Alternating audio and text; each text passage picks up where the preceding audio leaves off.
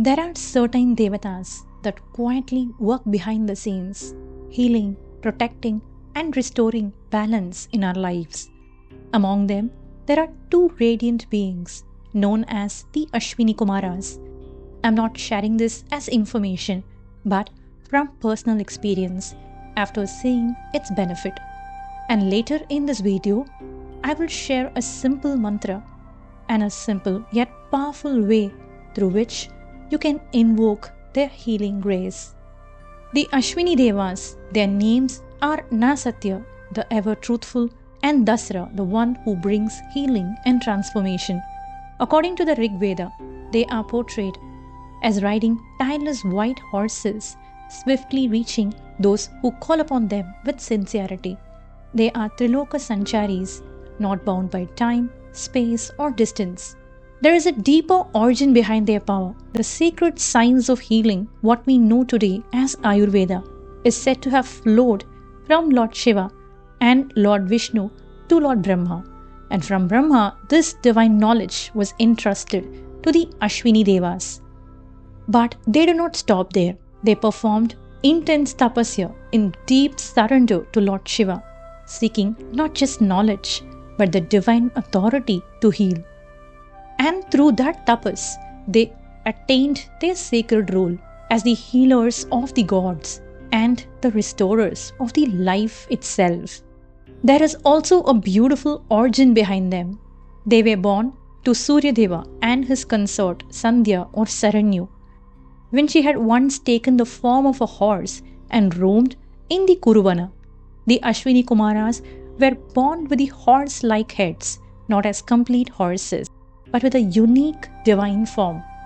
And later, by the grace of Lord Brahma, they were transformed into a human form, and at the same time blessed with the sacred knowledge of healing.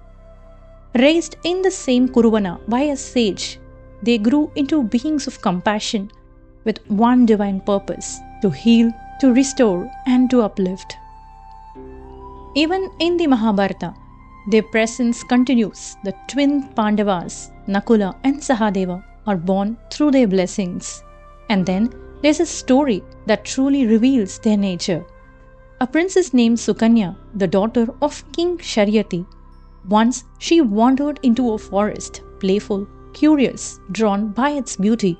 She noticed an anthill, and within it, two faintly glowing points. Curious, she picked up a stick and gently poked at them.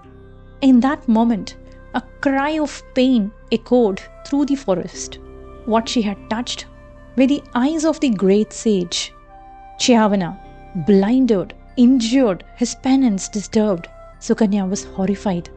Her father pleaded for forgiveness, but the sage made a condition that Sukanya must marry him and serve him, and she accepted, despite his age and his blindness.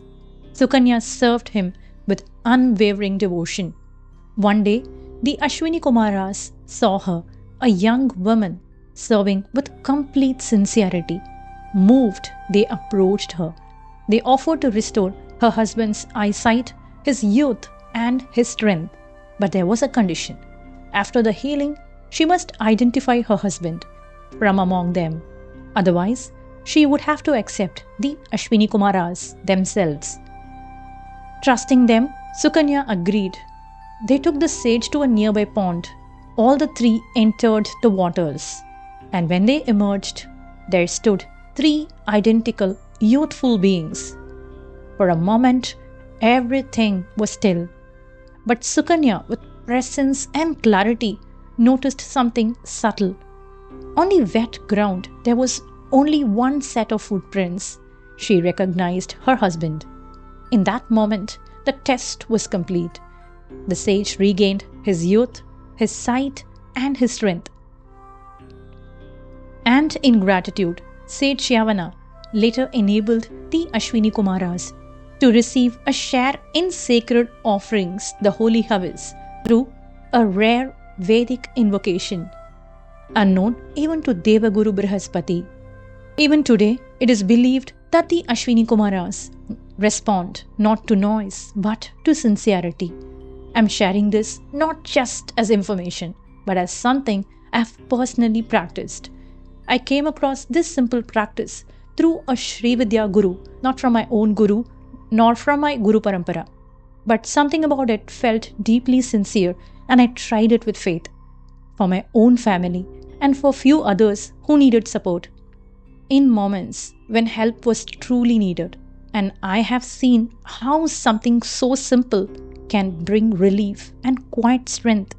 So today, with utmost gratitude to the Divine, I felt this should not remain limited but be shared so it may help someone somewhere.